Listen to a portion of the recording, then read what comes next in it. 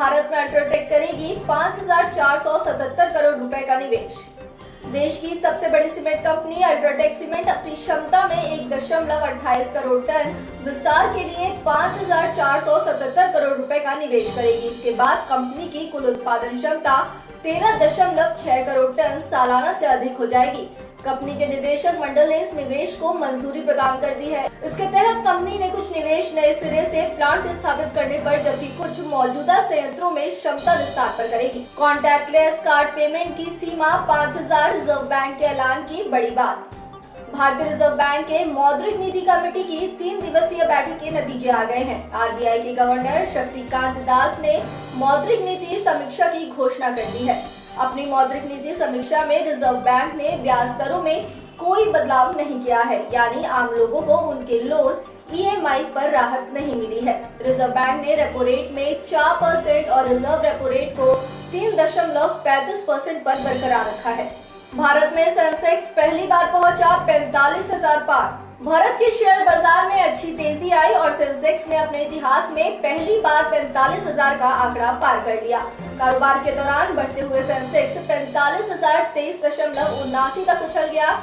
इस तरह निफ्टी भी 13,250 के हाई लेवल तक पहुंच गया। फिर बढ़े तेल के दाम। आज दिल्ली में पेट्रोल 83 रुपए 13 पैसे प्रति लीटर। सरकारी तेल विपणन कंपनियों ने लगातार 13वें दिन पेट्रोल डीजल के दाम में बढ़ोतरी की है। आज यानी शनिवार को दिल्ली में पेट्रोल के दाम में 27 पैसे व डीजल के दाम में 25 पैसे प्रति लीटर का इजाफा हुआ है। वहीं अगर जयपुर की बात करें तो वहां दिल्ली की तुलना में पेट्रोल करीब 7 रुपए महंगा है। दिल्ली में पेट्रोल 83 रुपए 13 पैसे प्रति लीटर है, तो जयपुर में 90 रुपए 47 पैसे रहा। सीतारमण ने बोले, वैक्सीन फाइनल होने के बाद तय होगा बजट। वैक्सीन को लेकर होने वाले संभावित खर्च पर वित्त मंत्री निर्मला सीतारमण ने कहा कि फिलहाल ये नहीं पता है कि कोरोना वैक्सीन पर कितना खर्च होने वाला है। अभी यह तय नहीं है कि किस टीके को मंजूरी मिलेगी। हिंदुस्तान टाइम्स लीडरशिप समिट में बोलते हुए उन्होंने कहा कि टीका मंजूर होने और खुराक तय होने के बाद ही असली खर्च का अंदाजा लगाया जा सकेगा। वित्त मंत्री ने बताया कि अभी ये भी नहीं पता है कि 1 या 2 या फिर ज्यादा खुराक देने से बीमारी पर काबू पाया जाएगा। इस बारे में चीजें साफ होने और खुराक का दाम तय होने के पहले बजट में इस रकम के प्रावधान का सटीक आकलन संभव नहीं होगा। त्योहारों के समय ई कॉमर्स पर मांग 56% बढ़ी। पहली बार ऑनलाइन खरीदारी करने वालों की संख्या में इजाफा। ई कॉमर्स उद्योग को इस त्योहारी मौसम में पिछले साल के मुकाबले 56% अधिक ऑर्डर प्राप्त हुए। वहीं उनके मंच पर बिके सामानों का सकल मूल्य में भी पिछले साल के इसी मौसम के मुकाबले 50% तक की वृद्धि दर्ज की गई। यूनिकॉमर्स की शुक्रवार को जारी एक रिपोर्ट में यह कहा गया है। ई कॉमर्स पर ध्यान देने वाले यूनिकॉमर्स प्लेटफॉर्म ने वर्ष 2019 और 2020 के त्योहारी मौसम की खरीदारी का विश्लेषण किया है। विदेशी मुद्रा भंडार 46.9 करोड़ डॉलर घटकर 5,074.82 अरब डॉलर रह गया। देश का विदेशी मुद्रा भंडार 27 नवंबर को समाप्त सप्ताह में 40.9 करोड़ डॉलर घटकर 5,074.821 अरब डॉलर रह गया।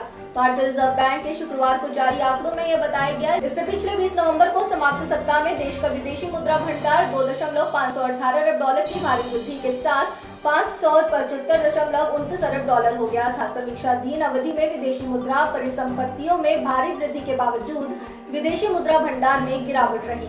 सोयाबीन, रिफाइंड पाम तेल, अरहर के भाव में तेजी, उड़द मोगर हुआ सस्ता। इंदौर के खाद्य तेल बाजार में शुक्रवार को सोयाबीन रिफाइंड 15 रुपए और पाम तेल के भाव 5 रुपए प्रति 10 किलोग्राम की तेजी लिए रहे।